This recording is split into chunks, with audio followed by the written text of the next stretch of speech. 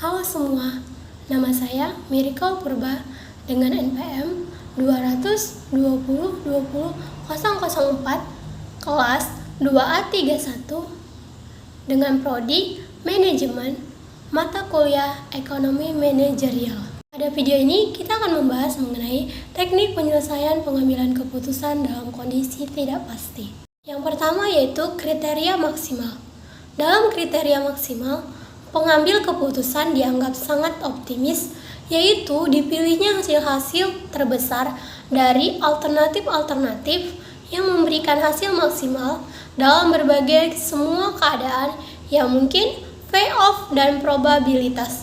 Kriteria maksimal ini digunakan oleh pengambil keputusan yang optimistik dan berani mengambil resiko. Adapun contoh konsep kriteria maksimal yaitu seperti yang pada tabel. Misalnya alternatif investasi yaitu obligasi, prospek pasarnya dalam jumlah juta rupiah yaitu cerah 200 juta rupiah, sedangnya 65 juta rupiah, lesu 15 juta rupiah.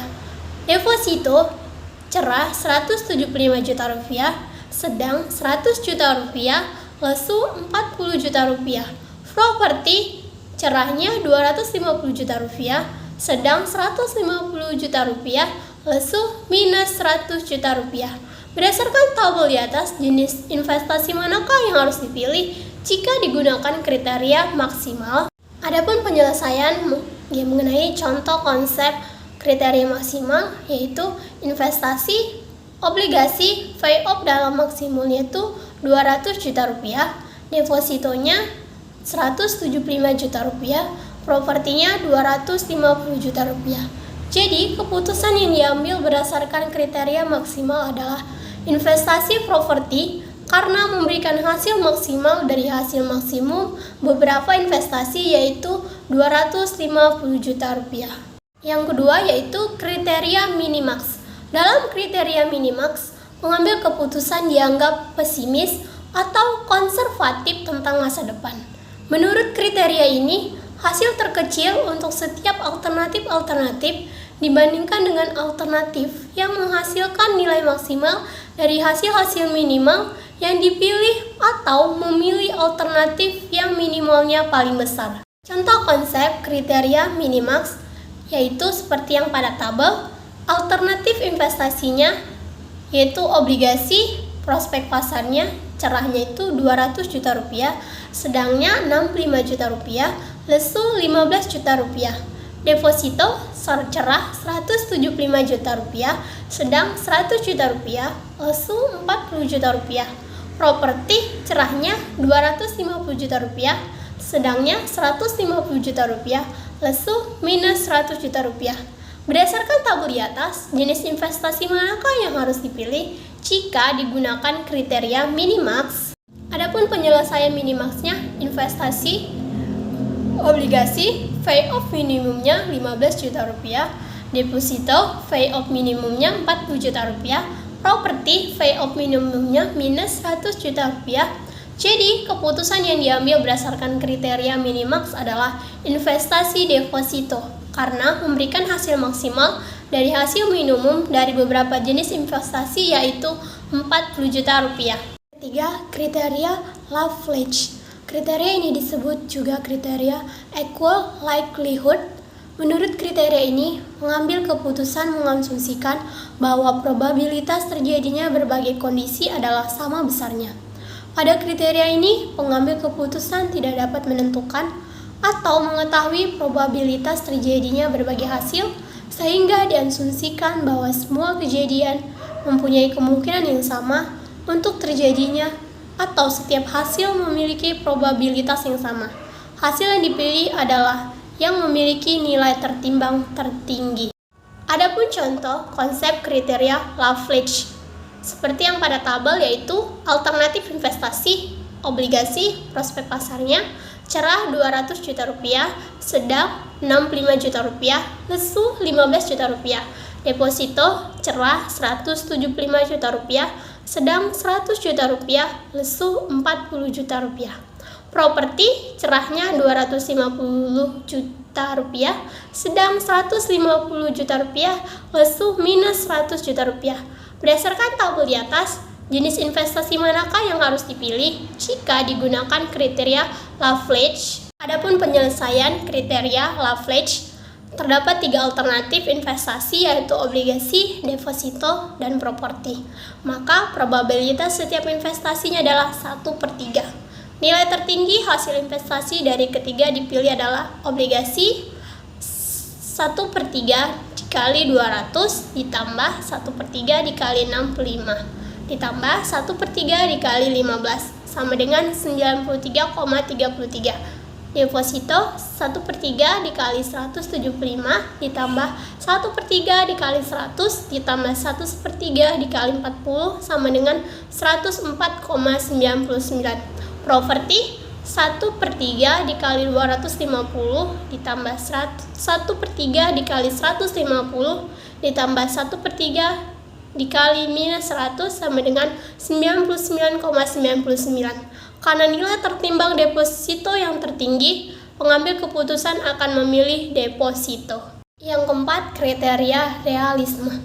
Kriteria realisme dikenal juga sebagai kriteria Hurwitz untuk menghormati penemunya Leonid Hurwitz. Kriteria ini merupakan antara maksimal dan minimaks, antara optimis dan pesimis. Pengambil keputusan yang tepat biasanya memperlihatkan suatu campuran antara optimis dan pesimisme. Pada kriteria ini terdapat koefisien optimis, biasanya disimbolkan dengan A, yaitu skala untuk mengukur tingkat optimis dari pengambilan keputusan. Ukuran realisme atau UR sama dengan dalam kurung hasil maksimal XA ditambah hasil minimal X1 dikurang A. Adapun contoh konsep kriteria realisme yaitu seperti pada tabel: alternatif investasi, prospek pasarnya, obligasi cerahnya 200 juta rupiah, sedangnya 65 juta rupiah, lesunya 15 juta rupiah. Depositonya cerahnya 175 juta rupiah, sedangnya 100 juta rupiah, lesunya 40 juta rupiah. Propertinya cerah 250 juta rupiah, sedang 150 juta rupiah, lesu minus 100 juta rupiah. Berdasarkan tabel di atas, jenis investasi manakah yang harus dipilih jika digunakan kriteria realisme jika A sama dengan 0,7. Penyelesaian kriteria realisme: investasi, obligasi, payoff maksimalnya 200, payoff minimaksnya 15, deposito, payoff maksimalnya 175, payoff minimaksnya 40, properti, payoff maksimalnya 250, payoff minimaksnya minus 100. A sama dengan 0,7, maka 1 dikurang A sama dengan 1 dikurang 0,7 sama dengan 0,3. UR obligasi sama dengan 200 dikali 0,7 ditambah 15 dikali 0,3 sama dengan 144,5. UR deposito sama dengan 175 dikali 0,7 ditambah 40 dikali 0,3 sama dengan 134,5. UR properti sama dengan 250 dikali 0,7 ditambah minus 100 dikali 0,3 sama dengan 145. Jadi UR yang tertinggi adalah 145, maka yang dipilih investasi properti. Yang kelima, kriteria Recret. Kriteria Recret atau kriteria minimax pertama kali diperkenalkan oleh L.C. Savage yang didasarkan pada konsep opportunity loss atau Recret. Pada kriteria ini, pengambil keputusan dapat diperoleh hasil keputusan yang maksimal agar tidak terjadi suatu penyesalan atau regret dan dapat bertindak ke depan dengan melihat keadaan masa lalu. Menurut kriteria ini, pengambil keputusan akan mengalami suatu kerugian apabila suatu peristiwa terjadi menyebabkan alternatif yang dipilih kurang dari payoff maksimal. Untuk menyelesaikan kasus dengan menggunakan kriteria regret, dapat digunakan pedoman sebagai berikut. Yang pertama, tentukan nilai regret setiap atau opportunity loss payoff dengan jalan mengurangkan nilai payoff maksimal baris dengan payoff tiap baris. Yang kedua, menentukan nilai regret maksimal setiap Baris yang ketiga menentukan nilai minimax sebagai alternatif pengambil keputusan. Contoh konsep kriteria rekret seperti pada tabel yaitu alternatif investasi, obligasi, prospek pasarnya cerahnya 200 juta rupiah, sedangnya 65 juta rupiah, lesu 15 juta rupiah, deposito cerah 175 juta rupiah, sedang 100 juta rupiah, lesu 40 juta rupiah, properti cerahnya 250 juta rupiah, sedangnya 150 juta rupiah, lesunya minus 100 juta rupiah. Berdasarkan tabel di atas, jenis investasi manakah yang harus dipilih jika digunakan kriteria rekret? Penyelesaian kriteria rekret yaitu seperti pada tabel, alternatif investasi, obligasi, prospek pasar, cerahnya 250 juta rupiah dikurang 200 juta rupiah sama dengan 50 juta rupiah, sedangnya 150 juta rupiah dikurang 65 juta rupiah sama dengan 85 juta rupiah, lesunya 40 juta rupiah dikurang 15 juta rupiah sama dengan 25 juta rupiah, deposito cerahnya 250 juta rupiah dikurang 175 juta rupiah sama dengan 75 juta rupiah, sedangnya 150 juta rupiah dikurang 100 juta rupiah sama dengan 50 juta rupiah, lesunya 40 juta rupiah dikurang 40 juta rupiah sama dengan 0, properti cerahnya 250 juta rupiah dikurang 250 juta rupiah sama dengan 0, sedangnya 150 juta rupiah dikurang 150 juta rupiah sama dengan 0, lesunya 40 juta rupiah ditambah 100 juta rupiah sama dengan 140 juta rupiah. Nilai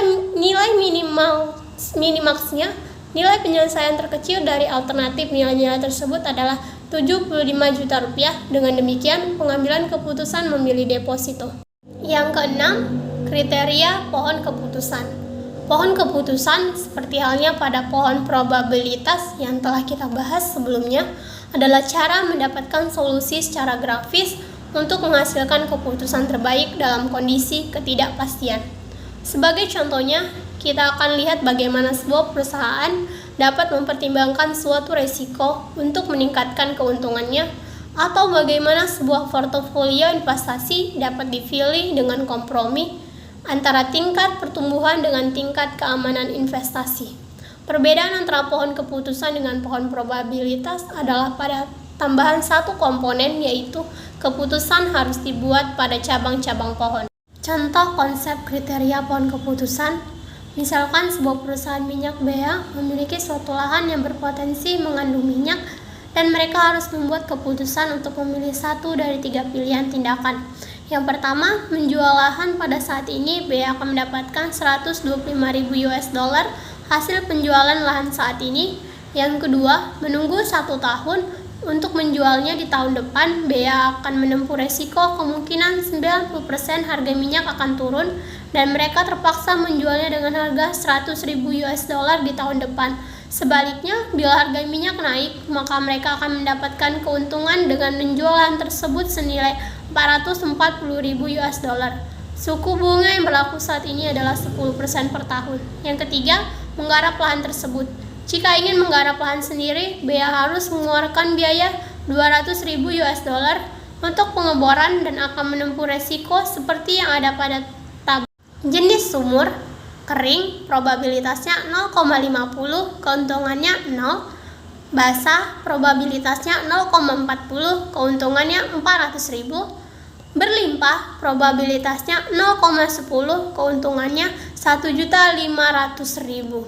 Dalam menggambarkan pohon keputusan, kita telah membuatnya mulai dari kiri ke kanan. Untuk mendapatkan solusi dari persoalan yang kita hadapi, kita harus mengerjakan perhitungan pohon keputusan mulai dari kanan ke kiri. Ada 2 langkah penyelesaian. Yang pertama, membuat rata-rata dari tiap cabang dengan alternatif pertama, yaitu jual saat ini yang memiliki nilai 125.000. Bagaimana caranya kita mendapatkan suatu nilai yang dapat dibandingkan dengan nilai tersebut pada 2 alternatif berikutnya. Dalam hal ini, maka kita dapat memakai cara perhitungan EV, expected value, dengan memberi bobot probabilitas pada tiap hasil yang akan muncul. EF dari suatu jual nanti sama dengan 0,9 dikali 100.000 ditambah 0,1 dikali 400.000 sama dengan 130.000. Nilai 130.000 ini akan dimasukkan dalam lingkaran jual nanti. Cara yang sama juga diterapkan untuk mendapatkan EV fee dari kerjakan sendiri. Yang kedua, memotong cabang yang memiliki nilai terendah. Langkah terakhir dalam membandingkan 3 buah expected value 125.000, 130.000, dan 110.000 dengan memotong nilai-nilai yang lebih kecil, maka kita akan mendapatkan nilai 130.000 dan dituliskan pada kotak keputusan.